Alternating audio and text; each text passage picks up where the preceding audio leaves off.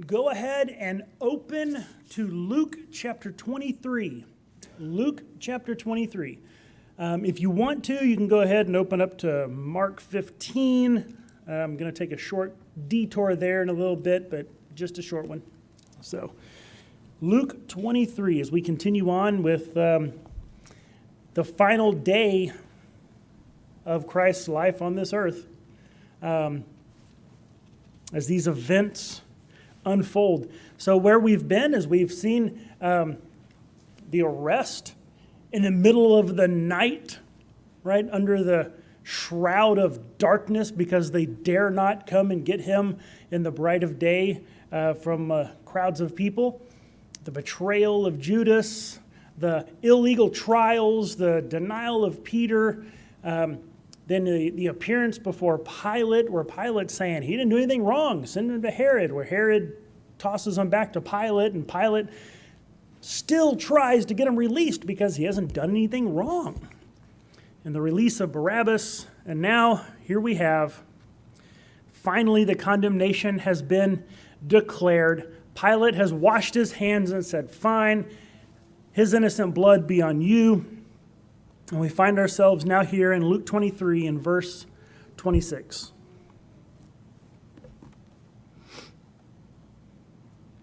It says, now as they led him away, they laid hold of a certain man, Simon, a Cyrenian, who was coming from the country, and on him they laid the cross that he might bear it after Jesus. And a great multitude of the people followed him, and women who also mourned and lamented him. But Jesus, turning to them, said, daughters of Jerusalem, do not weep for me, but weep for yourselves and for your children. For indeed the days are coming in which they will say, blessed are the barren, wombs that never bore, and breasts which never nursed. And then they will begin to say to the mountains, fall on us, and to the hills, cover us.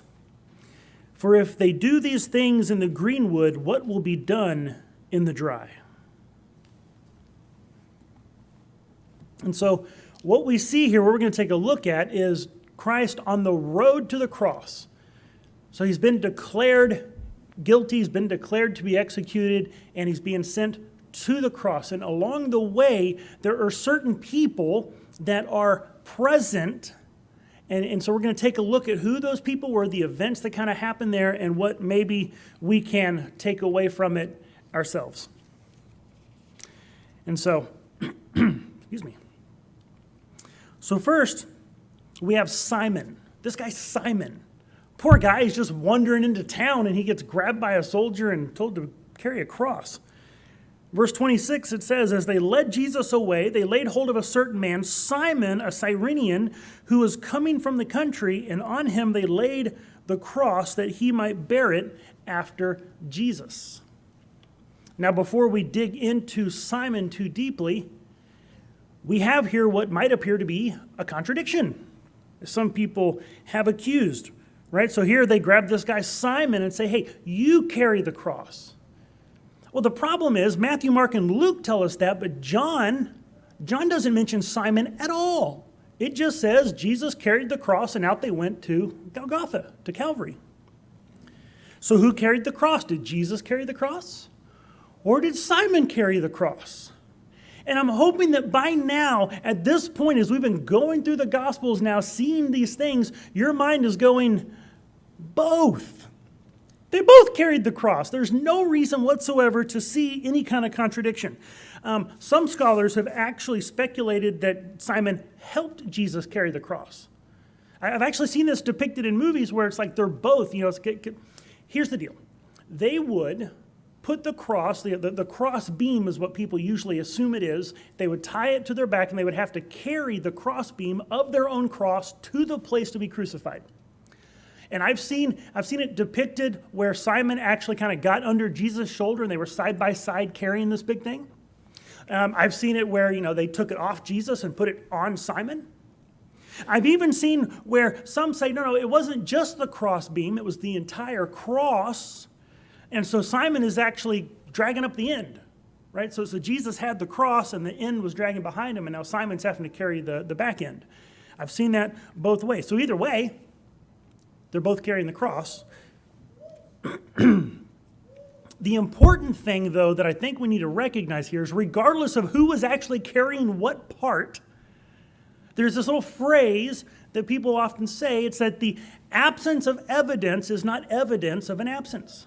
Just because John doesn't say Simon was there doesn't mean he wasn't. It's just that John didn't mention it. Now we're talking about events that have a ton of details that could be included. The authors are not going to include everything that happens. So John just decided not to talk about Simon. Okay, does that mean that Simon wasn't actually there and Simon didn't help carry the cross? No, doesn't mean that at all. In fact, John himself says in John 21:25 that if everything about Jesus was written, it would fill up all the books in all the world.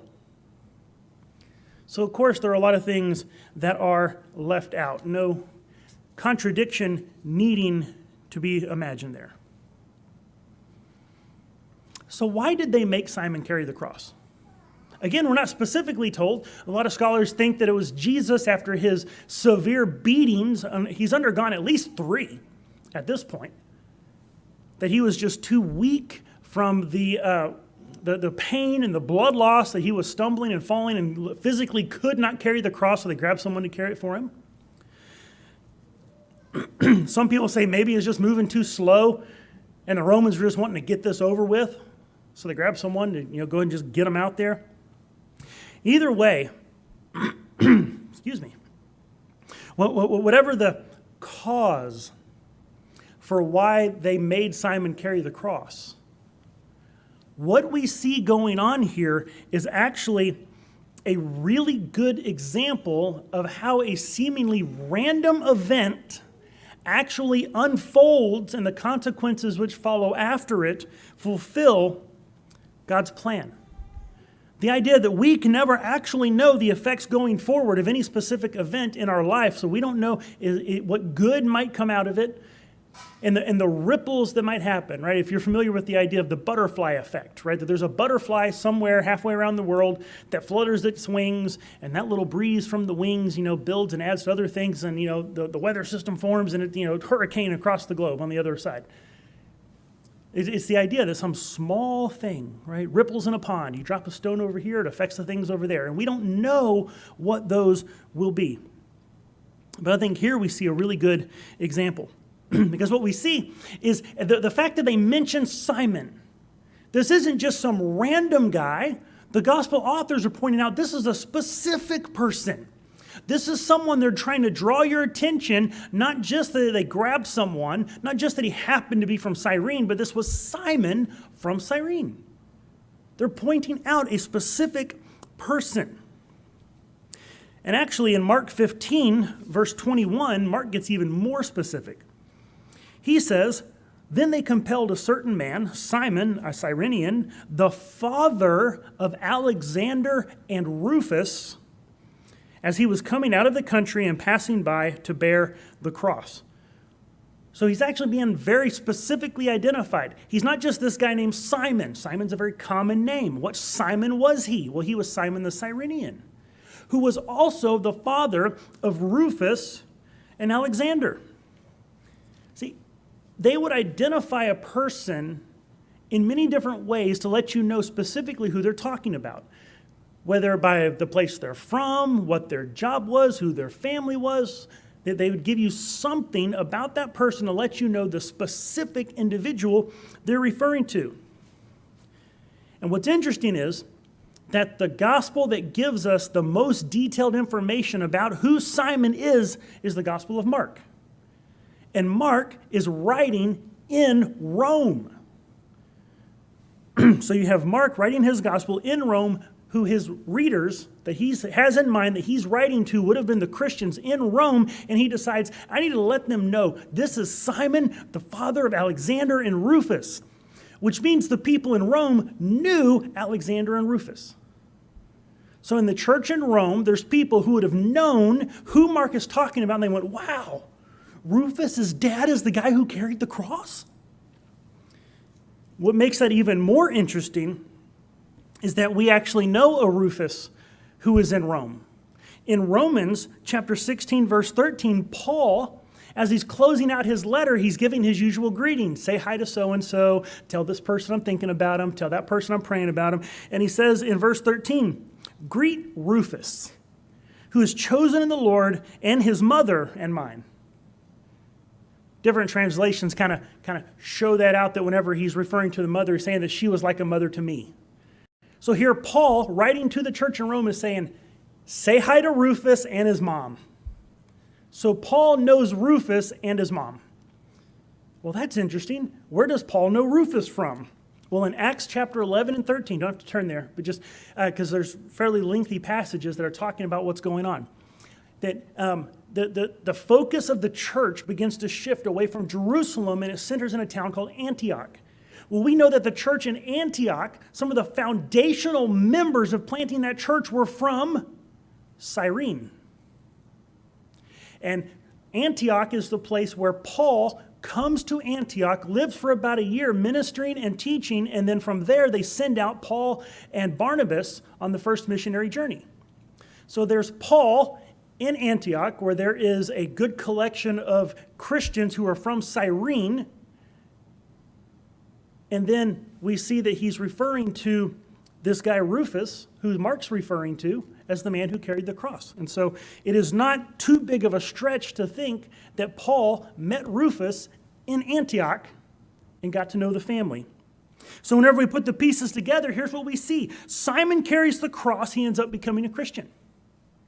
His family is among those who go to Antioch and found the church there. Simon's family then gets to know Paul while in Antioch. And the family moves to Rome, and now we have a greeting by Paul, and it's referenced by Mark. And so here we have a guy who's seemingly random. He was not a follower of Christ. It says he was coming in from the country. He was walking into town. He had not been a part of all of this unfolding for the last week. Random guy grabbed off the street, made to carry the cross, and because of that singular event, his family goes on to be work and ministry and blessing in the church in 3 different cities: Cyrene, Antioch, and Rome. All because a guard grabbed a guy to carry the cross of Jesus. A man minding his own business, he's not seeking Christ, is caught up in the events of Christ. Lets us know that we never know what may come of the events in our lives, and so we remain faithful, trusting in Christ. Because how easy would it have been to turn bitter?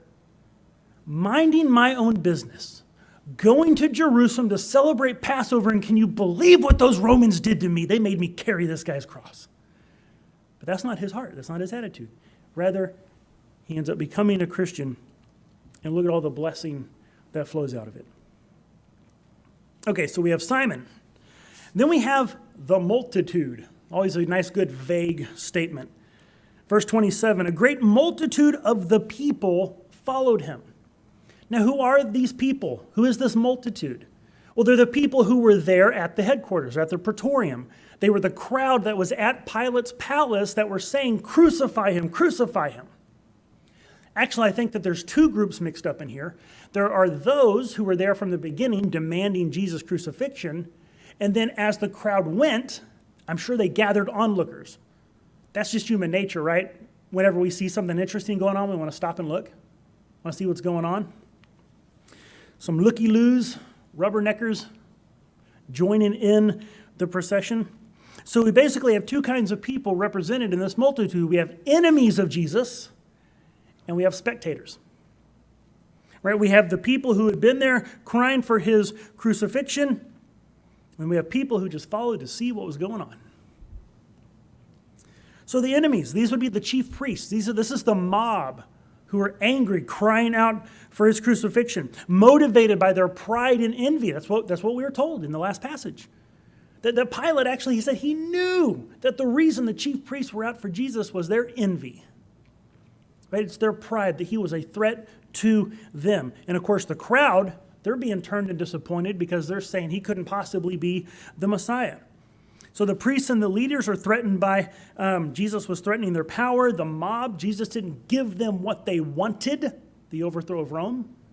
And so they turn against him. But then you also have mixed in here spectators. Right? You have people who are just going on to see what was happening. They just wanted to know, what is this crowd? There's something going on. Let's go follow and find out. And don't people do that? Especially when you're younger, right? What's interesting is later on in verse 48, Luke tells us that the crowd kind of goes away from the cross sorrowful. They follow to see what's going on. Let's go see what's happening. And then they see what's happening. And that wasn't what they were expecting. You ever get that? Caught up in the excitement of a situation to go see what's going on? I remember as a kid, I was 9, 10 years old tops. And we were living in Southern California. And my friends and I out riding our bikes, ambulance goes flying by, I think it was first like police car, and then a moment later a fire truck, and then an ambulance. We're like, what's going on? So we hop on our bikes and we chase them down to see what's happening.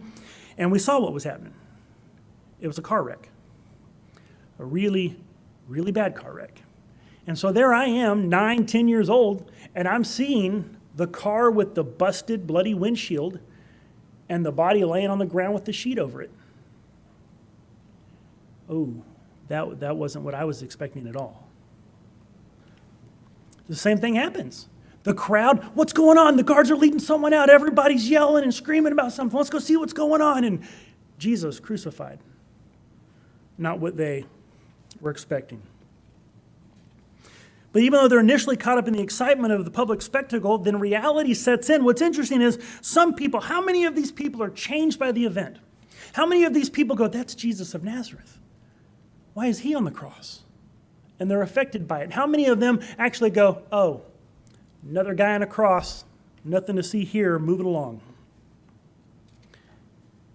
See, I think a lot of people go to church as a spectator. Question is, are we letting the reality set in and change our lives?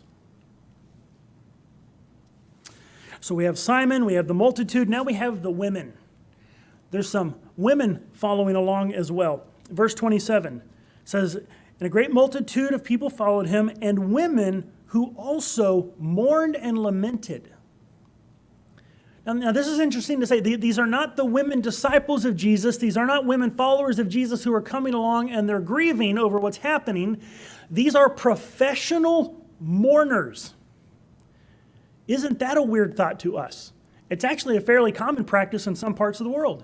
And it was in ancient Israel, that they would have people that are professional funeral goers that would grieve and wail and lament and cry over a situation. They would set the mood. You ever been in an awkward situation? You ever been in a funeral and there's the grief and there's the sorrow, but there's also the remembering who they were, and it's all kind of awkward. Maybe you didn't know them that well, so how am I supposed to act? What am I supposed to? These are the people who are setting the tone. They're the ones who are leading. The way a worship leader gets up and is like, okay, here, let me project the mood as we worship Christ, right? It's like kind of setting the mood. It's the same thing. That's what these professional mourners would do, is they're setting the tone of the mourning, and they are grieving. It would happen at funerals. They would do it for tragic events. It was actually quite commonplace. Now, likely, they really did have some general sorrow. I mean, here's a man going to his death, right? I mean, it's a Jew being crucified, and regardless of the circumstances, anytime a Jew is being killed by Rome, that's something they're going to be grieving about. So I'm sure there's some sincerity in there, but they're not literally grieving over Jesus. This is obligation. This is duty. This is a job. This is actually something that you would be trained to perform and to do. And so here they are performing their duty, doing their obligation to grieve over Christ, over this man going to the cross. Verse 28, but Jesus, turning to them, said, daughters of Jerusalem, do not weep for me. And we've said this over and over again. Don't weep for Jesus. He's not the victim here. But it's interesting, he refers to them as daughters of Jerusalem.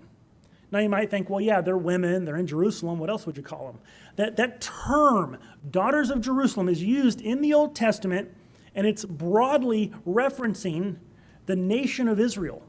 So this is actually a reference to Israel. Hey, Israel, don't weep for me, weep for yourself. It says, I am not the victim. We've said before, Jesus says, no one takes my life, I lay it down. Peter draws his sword and attacks the guy, cuts off his ear. And Jesus says, no, Peter, put your sword away. That's not what we're doing here. Don't you think I couldn't call down legions of angels if I wanted to? And heals the guy. Later, whenever he's facing Pilate, and Pilate is like, why aren't you answering? Help me defend you. Don't you know I have the power to crucify you or to set you free? And what does Jesus tell him? You don't have any power over me except what God has allowed you to do. He's the one in control. Jesus is not the victim. And so he says, do not weep for me, but weep for yourselves and your children. Verse 29, for indeed the days are coming in which they will say, blessed are the barren, wombs that never bore and breasts which never nursed. Then they will begin to say to the mountains, fall on us, and to the hills, cover us. What he's referring to here is the coming judgment on Israel. God's going to let the Roman Empire have its way. He's going to remove his hand of protection off the nation, and in 66 AD through 70 AD, the Romans will crack down an oppressive military occupation of Israel that's going to culminate in the destruction of the temple and the sacking of Jerusalem in 70 AD, with hundreds of thousands of Jews being killed. This echoes his warning to them and his lament to them in Luke 21. You don't have to turn there, but he says, when you see Jerusalem surrounded by armies, then know that its desolation is near. Then let those who are in Judea flee to the mountains. Let those who are in the midst of her depart, and let not those who are in the country enter her. For these are the days of vengeance, that all things which are written may be fulfilled. But woe to those who are pregnant and to those who are nursing in those days. For there will be great distress in the land and wrath upon its people. And they will fall by the edge of the sword and be led away captive into the nations, and Jerusalem will be trampled by Gentiles until the times of the Gentiles are fulfilled. So even there, he's saying, you know, because you have rejected God, then God will turn and allow wrath to come upon you. If you remember, the covenant between God and the nation of Israel is, I will be your God and you will be my people. When you're obedient, I will bless and protect. When you're disobedient, I'll withdraw the protection. Like I said, on Sunday nights, we're going to be going through the book of Judges, and you see this over and over again. They turn away from God, and God says, okay, fine. Have it your way. And someone comes in and conquers Israel or a part of Israel, and then they cry out to God and they become faithful and start worshiping him again. He goes, okay, now we're back on. And he brings the judge, and the Romans, or not the Romans, just the whatever group happens to be, the oppressors get run out. And they worship God for a while. And then they turn away and start worshiping idols. And he goes, okay, have it your way. And then someone comes in and you get this cycle that goes on over and over again. Well, now, here it is. Christ has come. The cycle's not going to repeat. You had your choice. You had your chance. Messiah is here, and they reject him. And so Jesus is pronouncing woe. Woe is you. Because you have violated the covenant, because you have rejected God's anointed one, because the Messiah came and salvation was offered and you said no, then God is going to allow for the judgment to fall on Israel at the hands of the Romans. And so he's saying, don't weep for me, weep for yourselves. We've already seen Jesus weep for the nation. In Luke 19, as he's coming into Jerusalem, he's on the hill overlooking the city, and he weeps because he knows what's coming. He knows that they will reject him. He knows the judgment that will fall, and he openly weeps over Israel. Verse 31. Interesting saying. It says, for if they do these things in the green wood, what will be done in the dry? And you read that and you go, what? Why are we talking about wood and green and dry and what's happening here? This doesn't make any sense. It's a proverb. right? That these things would happen in the green. If this is what's going to happen when everything is flourishing and good and prosperous, then how bad are things going to be whenever drought and dryness comes? The green wood could be seen as representing life and flourishing. Of course, that would be Christ, that Christ gives life, that he is the life. Right? He says, I am the way, the truth, and the life.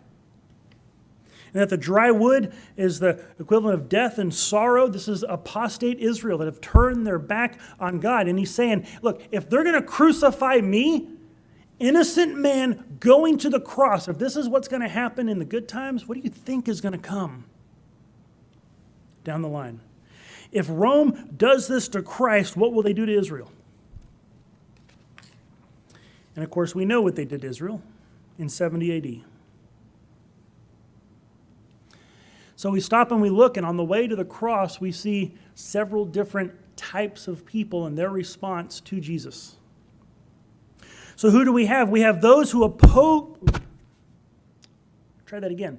We have those who oppose Christ out of their pride and their envy.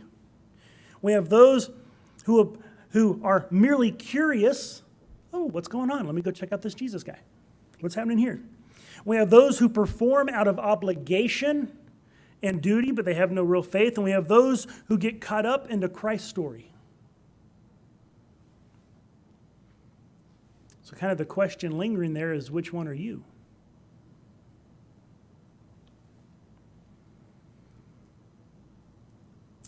See, it isn't a Roman soldier that's grabbing us out of a crowd and saying, here, carry this. It's Jesus himself who is saying, take up your cross and follow me. So what are we going to do? Will we reject the gospel out of pride and envy because Jesus isn't what we thought he was going to be? Because he's a threat to our little would-be kingdom in this world that we've set ourselves up as king over? Or because he isn't what we expected and he's not giving us what we think he should? Will you look upon and recognize the truth of the gospel but not let it change you? How many in that crowd recognized something serious going on but yet just walked away and went home about their life? Or will you join in and go through the motions out of a sense of obligation? Just play church because that's what's expected? Or will you take up the cross and follow Christ? Not knowing where it will take you or what the consequences may be, but trusting in him, choosing to trust the King of Kings and Lord of Lords, that he who has been faithful will continue to be faithful. He who has shown his love to us and the grace and the mercy that he has given, that while we were still sinners, he died for us. He paid the price for our sins, that we need not perish but have everlasting life. Are we going to trust in him and take up the cross? Or will we be like one of the others? Every time I feel the walls closing, you cover me and breathe life in me again. Lord, though I feel the darkness come, I will not fear. You've ransomed me with blood.